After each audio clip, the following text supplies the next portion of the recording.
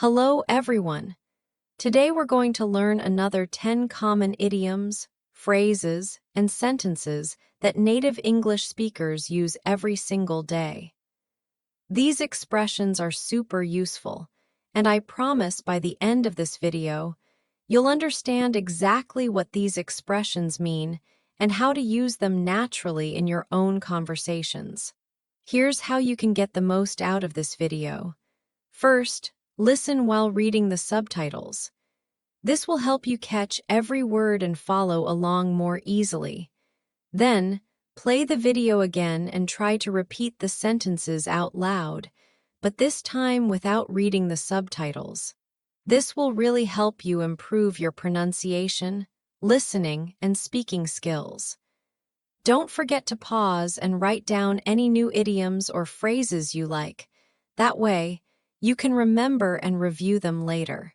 This is a great way to boost your listening, reading, and speaking, all at the same time.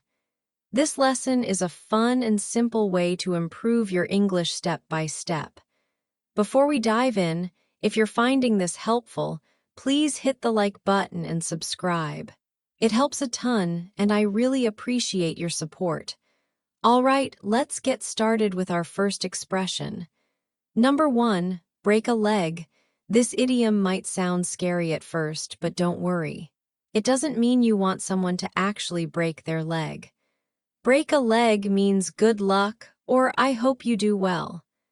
It's what we say to wish someone success, especially before they perform on stage, give a presentation, or do something important. This expression comes from the theater world. Actors and performers use it because saying, good luck in the theater is actually considered bad luck. So instead, they say the opposite to bring good luck. It's kind of backwards, but that's what makes it special. Let me tell you about my friend Sarah. Last month, she had a big job interview for her dream job. She was so nervous.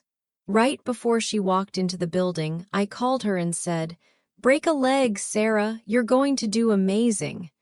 She laughed and said it made her feel so much better. And guess what? She got the job. For example, if your friend is about to take a difficult test, you could say, "Break a leg on your exam tomorrow." You might hear something like, "I have my piano recital tonight." And you could respond, "Oh wow, break a leg. I know you'll be fantastic." Here's another one. "Break a leg at your presentation today. You've practiced so much, I know it will go perfectly." Have you ever heard this expression before? It's so common that you'll probably hear it all the time once you start listening for it. Let me know in the comments if you've ever used break a leg with someone. Number 2, cost an arm and a leg. This idiom is about money, and it means something is very, very expensive. When we say something costs an arm and a leg, we mean it's so expensive that it feels like you're giving up part of your body to pay for it. Of course, we're not talking about real arms and legs. It's just a way to show that something costs way too much money. This expression became popular because arms and legs are some of the most important parts of our body, right? So if something costs an arm and a leg, it means you're paying the highest price possible. My cousin Jake wanted to buy a new car last year. He found this beautiful sports car that he absolutely loved. But when the salesman told him the price, Jake's eyes got huge. He called me later and said, "I can't believe it. That car costs an arm and a leg. There's no way I can afford it." He ended up buying a nice used car instead, and he's very happy with it.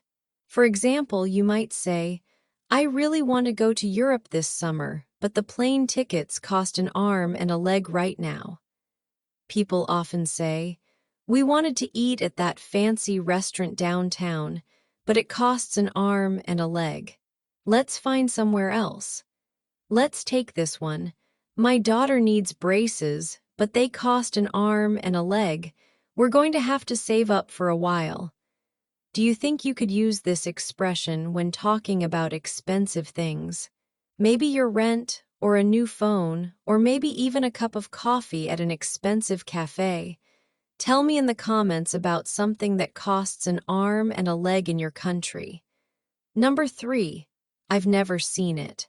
This is a simple but very useful sentence that native speakers use all the time. I've never seen it means exactly what it sounds like. You have never looked at something with your eyes before. But we use this sentence in so many different situations, not just about movies or TV shows. We use I've never seen it when we're talking about movies, places, objects, or even situations. It's a great way to show that something is completely new to you. Last week, my coworker was talking about this popular TV show that everyone seems to love. She kept talking about all the characters and what happened in the latest episode. Finally, I had to stop her and say, "Wait, I'm sorry, but I've never seen it." "What show are you talking about?" She was so surprised because she thought everyone had watched it. Then she spent the next 10 minutes telling me all about it, and now I really want to watch it. For example, if someone mentions a famous movie, you might say, "Oh, I've never seen it. Is it good?" You might hear something like, "There's this amazing restaurant on Main Street." And you could respond, "Really? I've never seen it." "What kind of food do they have?" Here's another one. "I've never seen it snow this much in October before. This is crazy." This sentence is so natural and easy to use. Have you ever been in a situation where everyone was talking about something, but you had to say, "I've never seen it"? I bet you have. Let me know in the comments about a time when you felt left out because you hadn't seen something everyone else was talking about. Number 4, you'll never ever forget. This sentence is a strong way to say that something will stay in your memory forever. When we say, "You'll never ever forget," we mean that this experience, person, or moment is so special or important that it will be impossible to forget.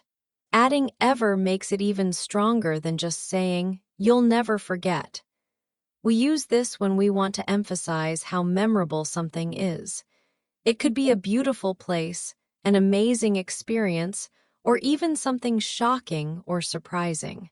My grandmother used to make the most incredible chocolate cake. Every time I visited her house, she would bake one just for me. When I was leaving for college, she gave me the recipe and said, "Honey, you'll never ever forget the taste of this cake. Even when you're old like me, you'll remember how it made you feel." She was absolutely right. Every time I make that cake now, I can almost feel like I'm back in her warm kitchen. For example, a teacher might tell their students, "This trip to the museum will be amazing. You'll never ever forget what you learned today." People often say, "Your wedding day is so special. You'll never ever forget how happy you felt walking down that aisle." Imagine this. Once you see the Grand Canyon, you'll never ever forget how small it makes you feel. Think about your own life. What's something you'll never ever forget? Maybe it's the first time you traveled to another country, or the day you graduated, or when you met your best friend. Share with me in the comments something that you'll never ever forget. Number 5. Does that make sense? This is such an important phrase that we use every single day. Does that make sense? Is a question we ask when we want to check if someone understands what we just explained. It's like asking, "Do you understand?" But it sounds more natural and friendly. We use this phrase all the time when we're explaining something complicated, giving directions, or teaching someone something new. It shows that we care about whether the other person is following along. I remember when I was training a new person at work a few months ago. I was explaining how to use our computer system, and I could see she looked a little confused. After I showed her each step, I would ask, "Does that make sense?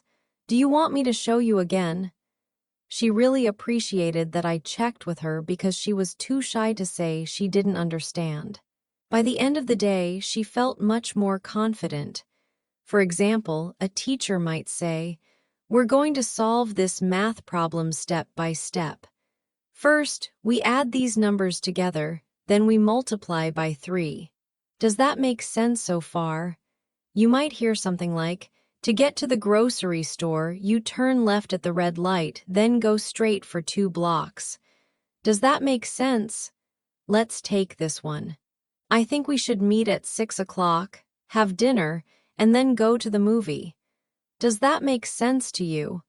This is such a helpful phrase because it shows you care about good communication. Have you ever been in a situation where someone was explaining something, but you didn't understand? Did they ask you, "Does that make sense?"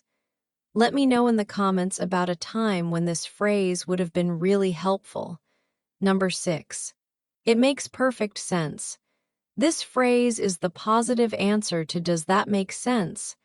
When we say "it makes perfect sense," we mean that something is very clear, logical, and easy to understand. Perfect makes it even stronger, like saying the explanation was so good that there's no confusion at all. We use this when someone explains something to us and we understand it completely. It's also great for agreeing with someone's decision or plan because it shows you think their reasoning is really good. My friend Lisa was telling me why she decided to quit her job and go back to school. She said, "I've been working in the same office for 5 years, but I'm not happy. I want to study graphic design because I love art and creativity. It will take 2 years, but then I can do what I really love." I told her, "Lisa, it makes perfect sense. You should definitely follow your passion." And you know what? She's in school now and absolutely loves it. For example, if someone explains why they're moving to a new city, you might say, "Oh, it makes perfect sense that you want to be closer to your family." People often say, "I was confused about the homework, but after the teacher explained it again, it makes perfect sense now." Here's another one. "At first, I didn't understand why the store was closed, but when I saw the sign that said family emergency, it makes perfect sense." This phrase is so useful for showing that you understand and agree with someone. Do you think you could use this in your daily conversations? Maybe when a friend explains their decision or when someone gives you directions. Tell me in the comments about a situation where you could say, "It makes perfect sense." Number 7. When's payday? This is a very practical sentence that working people use all the time. When's payday means, what day do we get paid? Or when will I receive my salary? Payday is the day when your employer gives you your money for the work you've done. Most people get paid once a week, every 2 weeks, or once a month. When you're running low on money or you have bills to pay, you might start thinking about when your next paycheck is coming. I have this funny memory from my first job at a coffee shop. It was my second week, and I had spent all my money on gas and groceries. I was eating peanut butter sandwiches for lunch every day because I was so broke. Finally, I asked my manager, "Hey, when's payday? I'm getting pretty hungry over here." Everyone in the kitchen started laughing because they remembered feeling the same way when they started. My manager said, "Don't worry, it's this Friday." We've all been there. For example, you might ask your coworker, "When's payday again? I need to pay my rent soon." You might hear something like, "I can't wait for Friday. When's payday? I want to buy those new shoes I saw online." Imagine this. "My car broke down and I need to get it fixed. When's payday? I hope it's soon." Almost everyone who works has asked this question at some point.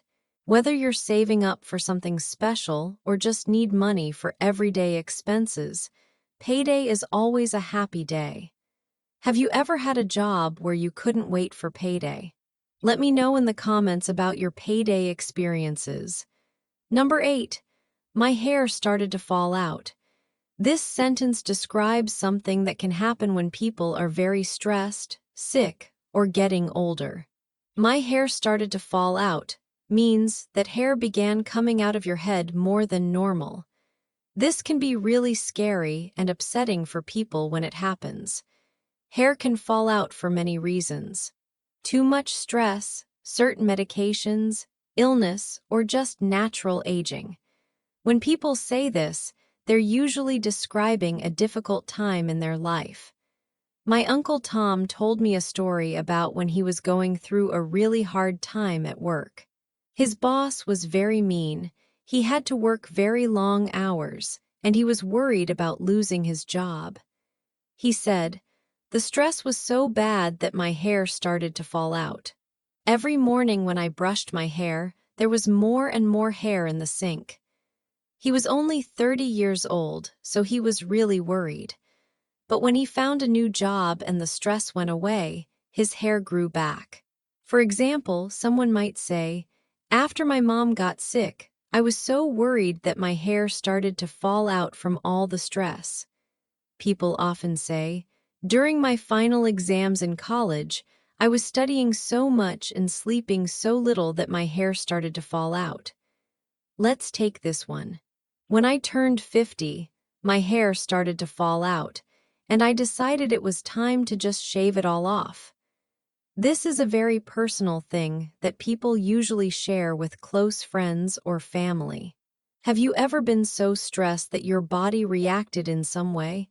It doesn't have to be hair. Stress can affect our bodies in many different ways.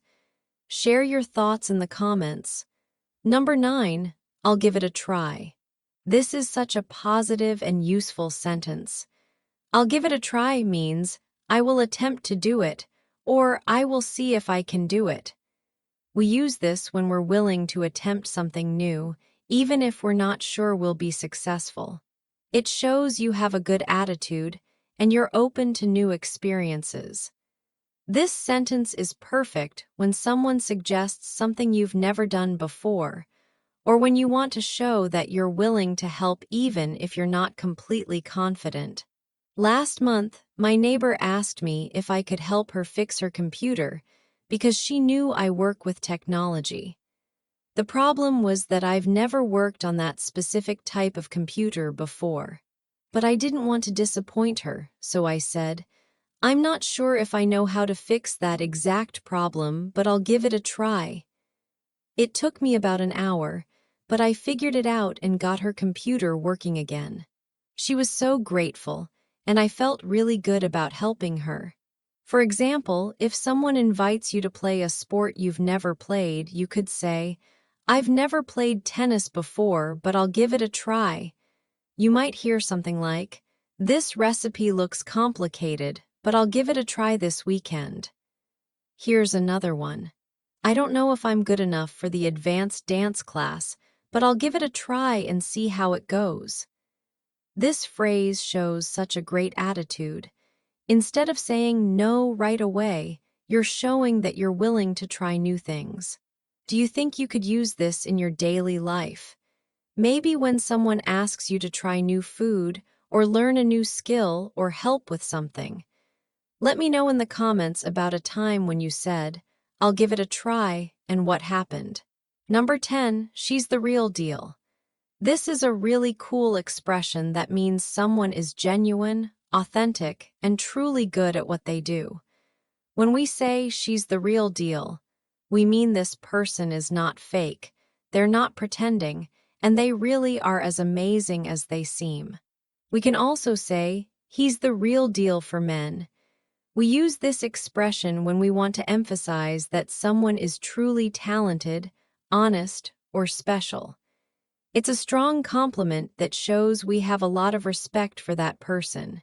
There's this woman named Maria who works at the bakery near my house. Everyone in the neighborhood talks about how incredible her bread and pastries are. At first, I thought people were just being nice, but then I tried her chocolate croissants. Oh my goodness, They were absolutely perfect, crispy on the outside, soft on the inside, and the chocolate was melted just right. I told my friend, you know what? Maria is the real deal. Her baking is not just good, it's extraordinary. No wonder people drive from across town just to buy her bread. For example, you might say, I wasn't sure about this new doctor, but after my appointment, I can tell you she's the real deal. She really knows what she's talking about. People often say, everyone told me this restaurant was amazing, and they were right. The chef is the real deal. Imagine this. My daughter's piano teacher seemed too young at first, but after hearing her play, I know she's the real deal. This expression is such a strong way to show you really believe in someone's abilities. Have you ever met someone who you thought was the real deal? Maybe a teacher, a doctor, an artist, or just someone who was really good at their job. Tell me in the comments about someone you know who's the real deal. Let's recap what we learned today. We covered so many useful expressions today. Let's quickly go through what we learned. We started with break a leg, which means good luck, especially before a performance. Then cost an arm and a leg is used for when something is very expensive. I've never seen it is perfect for when something is completely new to you. You'll never ever forget emphasizes how memorable something is. We also learned does that make sense? For checking if someone understands, and it makes perfect sense for when something is very clear. When's payday? Is what we ask about getting our salary. My hair started to fall out describes what can happen during stressful times. I'll give it a try shows you're willing to attempt something new. And finally, she's the real deal means someone is genuinely talented and authentic. These 10 expressions will help you sound so much more natural when you speak English. Remember, the best way to learn these is to use them in real conversations. Don't be afraid to try them out. If this video helped you understand these expressions better, please hit that like button and subscribe for more English lessons. Tomorrow, I'll be back with 10 more idioms, phrases, and sentences that will make your English even better. Which of these 10 expressions was your favorite today? And which one do you think you'll use first in a real conversation? I'd love to hear from you in the comments below. Take care and keep practicing your English. Remember, every day you practice, you're getting better and better. I'll see you tomorrow for another fun English lesson. Bye for now.